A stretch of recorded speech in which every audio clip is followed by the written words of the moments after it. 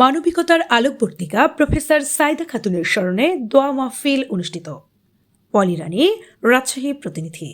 রাজশাহীতে তিলোত্তমা voluntary women's অর্গানাইজেশনের সাবেক সেক্রেটারি প্রফেসর সাইদা খাতুনের স্মরণে দোয়া মাহফিল অনুষ্ঠিত হয়েছে।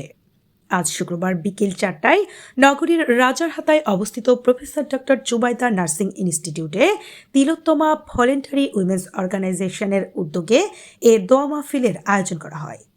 অনুষ্ঠানে অর্গানাইজেশনের সহ সভাপতি ও renowned gynaecologist doctor Ayesha Nazneen ডোরার সভাপতিত্বে এবং finance and account management Anwarul জাহিদের সঞ্চালনায় দোয়া ও মোনাজাত পরিচালনা করেন নির্বাহী সদস্য সুলতানা প্রিয়া।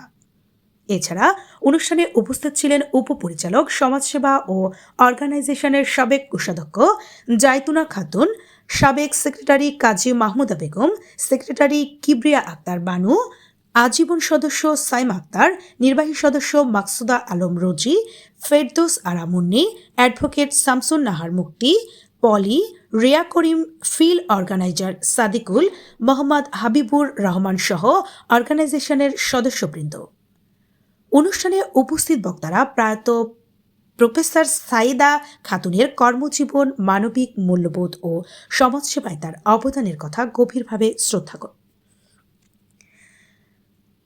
অনুষ্ঠানে উপস্থিত বক্তারা প্রয়াত প্রফেসর সাইদা খাতুনের কর্মময় জীবন, মানবিক মূল্যবোধ ও সমাজসেবায় তার অবদানের কথা গভীর শ্রদ্ধার সঙ্গে স্মরণ করেন।